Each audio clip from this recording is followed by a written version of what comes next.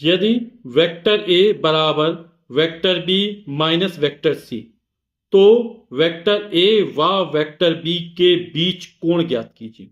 तो आप लोग जानते हैं कि vector A dot vector B बराबर क्या होता है, ए बी कॉस थीटा। तो जो कोण थीटा है वो किसके बीच बन रहा था, ए और बी के बीच बन रहा था, है ना। तो यहां पर हमें ए और बी के बीच कोण निकालना है, ठीक। यानी इनमें डॉट प्रोडक्ट होना चाहिए।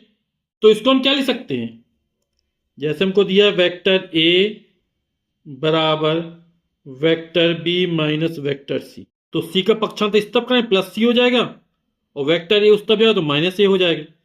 तो वेक्टर सी बराबर कितना हो जाएगा, vector B minus vector A.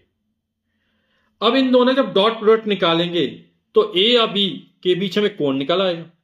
तो हम क्या करते हैं, यहां पर इसका सेल्फ प्रोडक्ट या स्वतः गुणन कर लेते हैं। तो vector C dot vector C बराबर vector B minus vector A, इसी का इसी से जब लेफ्ट हैंड साइड किया तो राइट हैंड साइड में स्वतः गुणन कर लेंगे, vector B minus vector A. C dot C, किसी वेक्टर का उसी वेक्टर स्वतः गुणनफल क्या होता है, उसके परिमाण के वर्ग के बराबर होता है। क्योंकि सी का परिमाण सी हो गया, इसका भी सी हो गया, और कॉस कितना होगा, 0 होगा, और कॉस 0 का मान 1, तो हो जाएगा सी स्क्वायर। ये हो जाएगा vector B dot vector B,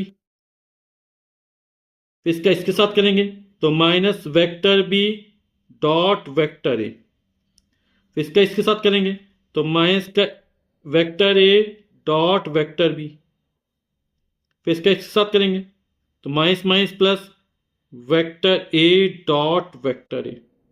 तो vector B dot vector B कितना हो जाएगा, बी स्क्वायर हो जाएगा, माइनस का बी डॉट ए को ए डॉट बी ले सकते हैं, क्योंकि ए डॉट बी बराबर बी डॉट ए। तो हो जाएगा vector A dot vector B, ये minus vector A dot vector B, और vector A dot vector A square हो जाएगा।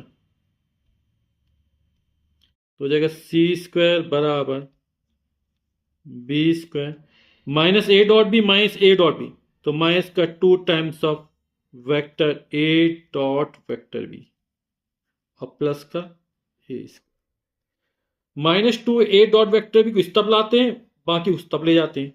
तो 2 vector A dot vector B बराबर हो जाएगा A square plus B square, और प्लस सी स्क्वायर बराबर उस तरफ है तो माइनस का सी स्क्वायर हो जाएगा। तो 2 और ए डॉट बी बराबर क्या होता है, ए बी कॉस थीटा बराबर हो जाएगा A square plus B square minus C square. तो कॉस थीटा का मान कितना हो जाएगा, तो 2a भी इसके पूरे बटे में आ जाएगा, तो A square plus B square minus C square upon 2ab।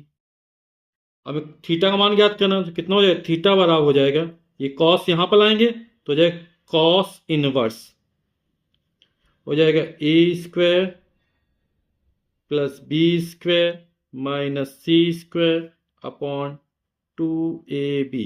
यही थीटा का मान निकलेगा जो वेक्टर ए और वेक्टर बी के बीच बनने वाला कोण है।